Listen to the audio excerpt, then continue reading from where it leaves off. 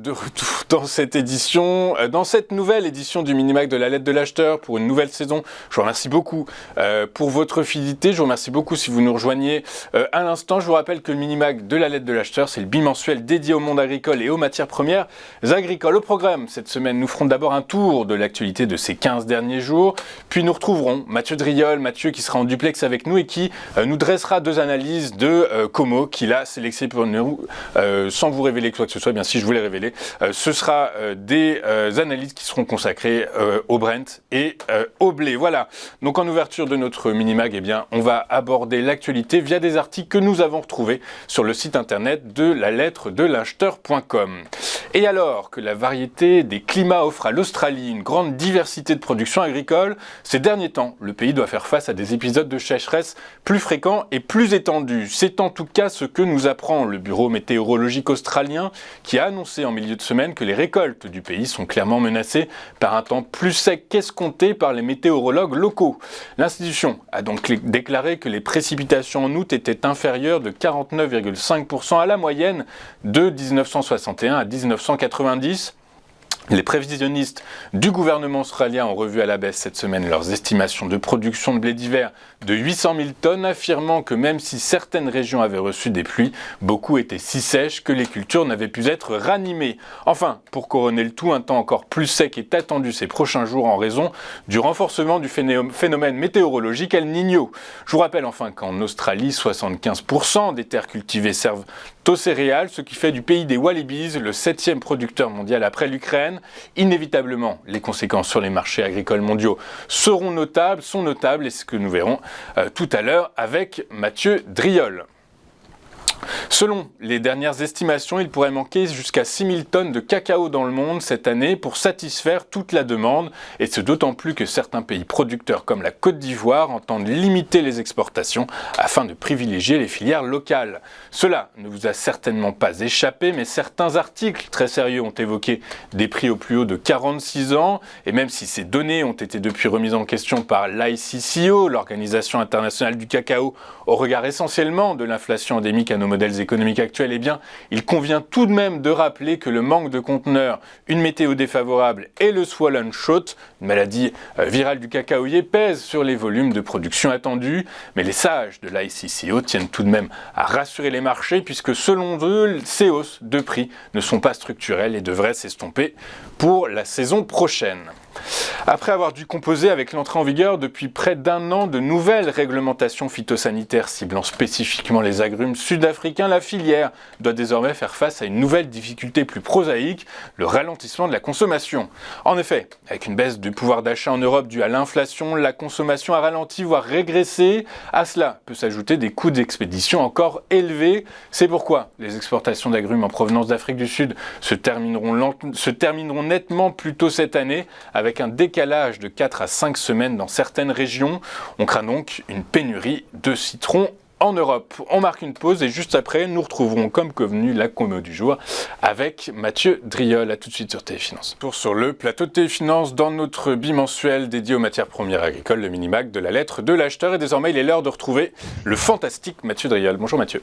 Bonjour Louis-Antoine. Bonjour Mathieu, vous êtes analyste senior chez Day by Day et je vous remercie parce que je trouve qu'on ne le fait pas assez souvent, mais on m'a traité du Brent sur Téléfinance dans la lettre de l'acheteur. Le Brent, alors tout le monde le sait, hein, le pétrole a atteint des plus hauts de plusieurs mois, 90 $ le baril il y a 2 jours pour des raisons principalement géopolitiques, hein, Russie et Arabie Saoudite qui ont décidé de proroger la coupe dans leur production. Ceci étant, après 7 séances consécutives de hausse, le Brent a subi des prises de bénéfices. C'est encore le cas ce matin. Est-ce que ça va durer selon vous, Mathieu ? Alors si on prend le graphique que j'ai envoyé, sur lequel j'ai travaillé, en fait, donc qui est un graphique de moyen terme, hein, où un bar chart représente en fait une semaine de cotation. On voit bien qu'a priori, avec le signal donné, il faut encore confirmer en clôture. Bon, enfin, la clôture c'est ce soir. Le signal donné par le débordement de 88-20 est quand même un signal d'ampleur. 88-20, c'est pas anodin, c'est un niveau qui a provoqué en fait une phase de consolidation longue de plusieurs mois. Il y a eu des tests répétés de cet obstacle sans on parvienne à le déborder. Et on avait défini en fait sur le pétrole Brent un intervalle de consolidation d'évolution plutôt à plat entre donc 71,14, 71,40. Là aussi, un support martelé à de très nombreuses reprises et cette résistance. Le fait de sortir par le haut en fait d'une consolidation à plat, si on prend un tout petit peu de recul, on constate que depuis l'année 2020 jusqu'en 2022, on avait quand même un mouvement haussier assez net sur le pétrole Brent. Et en fait, que toute la phase de 23 à l'été 23 n'a été en fait une sorte de consolidation, de digestion de cette phase de hausse. Le risque ici, effectivement, c'est d'avoir en fait un signal haussier sur un horizon de temps supérieur, ici un horizon de temps de moyen terme, et que d'une certaine façon, éventuellement, on ne soit qu'au début d'une nouvelle phase d'appréciation du Brent. Alors on a une première cible vers 99,60. C'est un niveau proche du niveau psychologique des $100 le baril. Mais attention, en fait, ça pourrait bien aller plus haut. Plus tard, on serait sur quelque chose en fait qui ne viendrait que tout simplement que de commencer.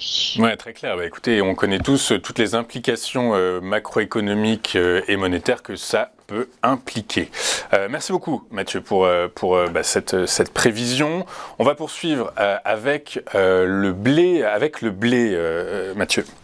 Oui, le blé meunier est sur un niveau clé, un niveau majeur à moyen terme, 215,25. On le voit sur ce graphique, c'est un niveau qui avait contenu l'évolution donc des cours pendant de longues années, de 2014 à grosso modo 2021 et des poussières. C'est tout simplement en fait une sorte de base, de fondation. Si on considère ce niveau comme étant la base, le début d'un nouveau développement haussier sur les cours du blé meunier, on ne doit pas réintégrer ce niveau majeur sous peine de repousser en fait toute la construction haussière depuis 2018-2019. Donc c'est un niveau clé qui doit contenir la phase de consolidation actuelle, éventuellement même provoquer un retour sur le haut de l'intervalle défini vers 265,50.